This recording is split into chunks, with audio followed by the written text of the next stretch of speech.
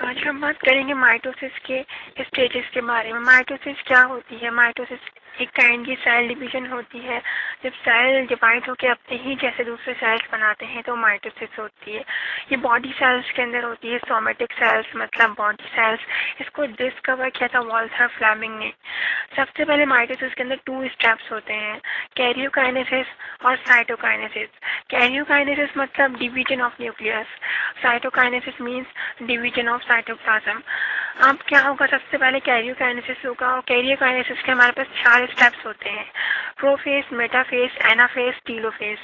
پروفیز کے اندر کیا ہوگا کہ کرومیٹن جو ہے وہ کنڈینس ہو کر کروموسومس بنائیں گے، یہ سینٹریول جو ہے اپوزٹ پولز میں موو کریں گے، اور نیوکلیئر انویلپ جو ہے وہ ڈیگریڈ ہونا شروع ہو جائے گی، ڈیزائن انٹیگریٹ ہونا شروع ہو جائے گی، بریک ڈاؤن ہونا شروع ہو جائے گی، مٹنے لگ جائے گی یا ٹوٹنا شروع ہو جائے گی، آپ اس طرح بول سکتے ہیں۔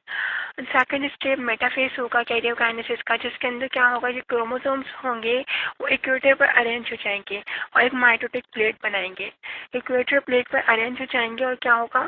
مائٹوٹک پلیٹ بنائیں گے۔ اب اینافیز کے اندر کیا ہوگا؟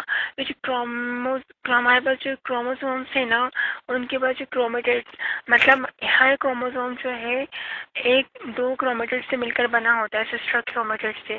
اب اس کے اندر اینافیز کے اندر کیا ہوگا کہ جو اپوزٹ پولز اسپینڈل سینٹریولز جو ہے نا، اسپینڈل فارمیشن انہوں نے کر لی تھی، مائٹوٹک پلیٹ پر آ گئے تھے میٹافیز کے اندر۔ اب کیا کریں گے؟ جو اسپینڈل فائبرز ہے نا، مطلب وہ کیا کریں گے؟ کرومیٹڈس کو پل کریں گے، پورے کروموسومس کو پل نہیں کریں گے، مطلب دونوں طرف سے کیا کریں گے؟ اسپینڈل فائبرز کرومیٹڈس کو کھینچ کر سیپریٹ کریں گے انٹو 2 گروپس۔ اس کے اندر کیا ہوگا؟ پلنگ آف کرومیٹڈس ہوگا، مطلب دونوں طرف سے اسپینڈل فائبرز کیا کریں گے؟ کرومیٹڈس کو کھینچیں گے اور سیپریٹ کریں گے 2 گروپس کے اندر۔ دین ٹیلوفیز کے اندر کیا ہوگا؟ یہ بالکل پروفیز کا ریورس ہوگا، الٹ ہوگا۔ اس کے اندر کیا ہوتا ہے؟ ہمارے پاس نیوکلیئر انویلپ دوبارہ اپیئر ہونے شروع ہو جاتی ہے، نیوکلیس کی ڈویژن کمپلیٹ ہو جاتی ہے اور کروموسومس جو ہے واپس کنورٹ ہونے شروع ہو جاتے ہیں کرومیٹن کے اندر۔ اب اس کے بعد ہمارے پاس کیا ہوگا؟ سائٹوکائنیسس ہوگی، ڈیویژن آف سائٹوپلازم، سائٹوپلازم کا ڈیویژن۔ اب 2 نیوکلیس تو بن گئے ہیں ہمارے پاس، اب جو اس کے بیچ کے اندر جو جگہ ہے اس کو ہم کیا بولتے ہیں؟ فرو۔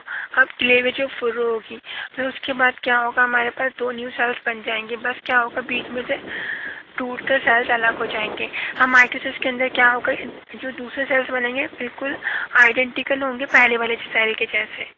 اگر آپ کو میرا لیکچر پسند آیا، میری ویڈیو پسند آئی تو پلیز میرا چینل سبسکرائب کریں، کمنٹ کریں، لائک کریں اور شیئر کرنا نہ بھولیے، اور میری ویب سائٹ وزٹ کرنا نہ بھولیے www.onlineislami.blogspot.com۔